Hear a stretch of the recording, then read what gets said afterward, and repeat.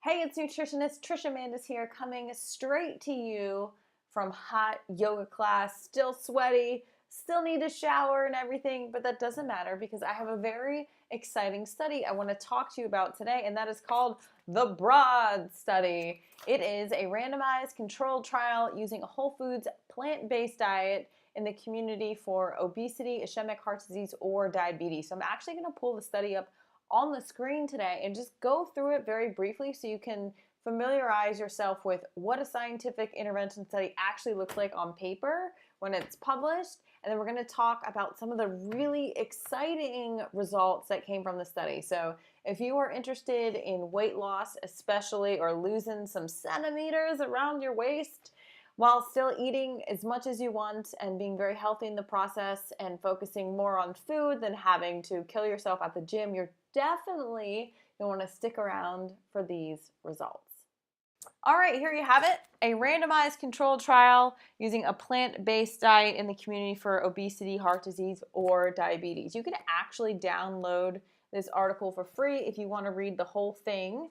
If you just Google BROAD study, it will pop up. It was published in Nutrition and Diabetes in 2017. This is a newly released, newly published study. So you can't always get an entire article for free. So if you're interested in learning more about looking at scientific studies, then I suggest you Google it and get your fancy paws on it. This was a 6-month intervention study that was done in New Zealand, and they randomized 65 people into 2 different groups. The intervention group received standard care from a physician, which also included getting whole food plant-based diet education.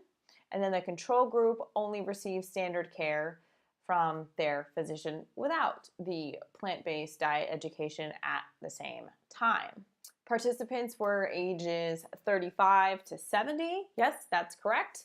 And they either had to be obese, overweight, and have type 2 diabetes, heart disease, or high cholesterol levels or hypertension to be included into the study. Now, the intervention group, they met for 4 hours a week for 12 weeks. They met 2 times a week for 2 hours a pop, which is a really intensive intervention. The Imagine study, the plant-based and inflammation study I'm working on at the University of South Carolina, our participants came in for an hour and a half once a week. And in this study, it's 4 hours a week. So that is very intensive. Participants in the intervention group were taught how to cook. They did chef-led tutorial cooking classes. They had doctors come in and give presentations. There were discussions and seminars. They watched the film Forks Over Knives. They had potlucks. They did all this cool, fun stuff teaching participants how to eat plant-based. When it came to the actual intervention diet, they were instructed to eat a whole food, plant-based, vegan diet with only 7 to 15% of calories coming from fat. So that's very low fat, but they decided to do this based on the other intervention studies that found significant results with weight loss. They were encouraged to eat until satiation, meaning they were encouraged to eat until they were satisfied and full.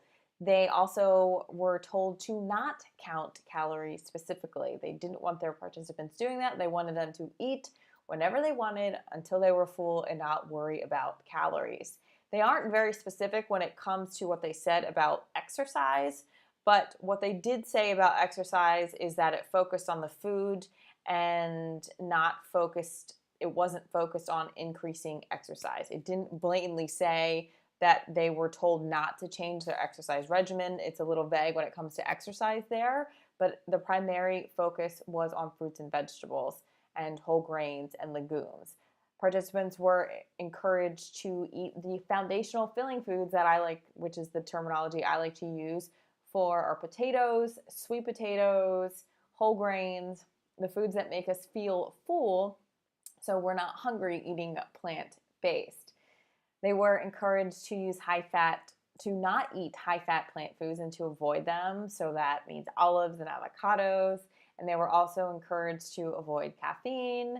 They were told to take a B12 supplement, and they were also encouraged to avoid refined foods. So this is very, very similar to what I encourage people to do through this blog and my work all of the time. And this is part of the reason why. So, what happened when it came to their results? Well, they were looking at BMI, and BMI decreased significantly more in the plant-based group compared to those just listening to the doctor. The plant-based group at 6 months lost a total of 23 more pounds in the control group. That's definitely a significant difference there. So I'm going to say that again. Those eating this very low-fat plant-based diet dropped 23 pounds in 6 months. So on average, that's about a pound a week. At 3 months, the plant-based group had lost 16 and a half more pounds in the intervention group, and that is a significant difference as well. So they continued to lose weight past 3 months. Into 6 months, the weight loss was greater in the beginning and then slowed a little more towards the end, but that's still a very great amount of weight loss. We also have significant differences and improved differences with the plant-based group in waist circumference. The plant-based group at 6 months lost 10 centimeters off of their waist. I would love to know if you would be excited to do that. If you're trying to get into some of your old jeans, your old clothes in your closet, that's pretty exciting. Get those jiggles fading away in the mid region there. That can be exciting for that as well. Another really awesome finding from the study is that the HbA1c, a marker for diabetes, was greater in the intervention group compared to the control group at both 3 months and 6 months. So that was huge. There was a drop in 6 at 3 months and a drop in 5 at 6 months. That was really awesome. They also reported in here that 2 of the intervention study participants no longer met the qualifications for a diabetes diagnosis, meaning type 2 diabetes was reversed in 2 of the intervention participants, which was awesome. You also had, they reported more people reducing medications in the plant-based group compared to the standard care group. There was an 8% increase in medication in the control group and a 29% decrease in medication in the intervention group. That is awesome stuff.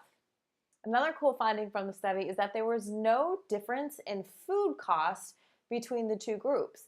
An assumption is that when you eat plant-based, it may be more expensive. This study did not show that. They spent the same amount of money on groceries, whether they were eating healthy, low-fat, plant-based or regularly. There was also no difference in the enjoyment of their food at 6 months. So people eating plant-based or vegan liked their food just as much as the regular group did. So eating plant-based can also taste really, really delicious. And that's something that my husband and I at Trisha's Healthy Table strive to teach people and have people experience when we cook our prepared healthy meals to go for people that are plant-based, that this food tastes freaking awesome. So I want you to go ahead and download the study. I want you to take a look at it. Another note worth pointing out too, the conflict of interest section, that there is one. So there was some connections with the authors with the Plant-Based New Zealand Health Charitable Trust and a few other conflicts of interest that I have to report as well, because that is important, whether it's plant-based conflict of interest or not. So check out this study. It's another study that adds to the already existing intervention study showing that eating a whole food, plant-based diet is an effective way to lose weight, and more studies are starting to show that. So this just adds to the totality of evidence already demonstrating it. But their weight loss results were pretty amazing in this study, and the intervention was pretty intense as well. So now I'd love to hear from you. I want you to answer today's Take Control Now question and put your answer in the comment section below this video.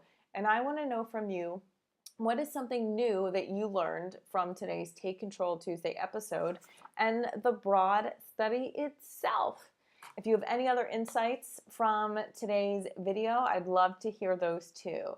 Make sure you answer in the comment section below because I'd love to hear from you. All right, that's it for today. Get educated, get support, and take control. Yes, you can get the healthy body you deserve. And if you want more free tips and tricks to help you do that, make sure you come sign up for email updates at trishamandis.com.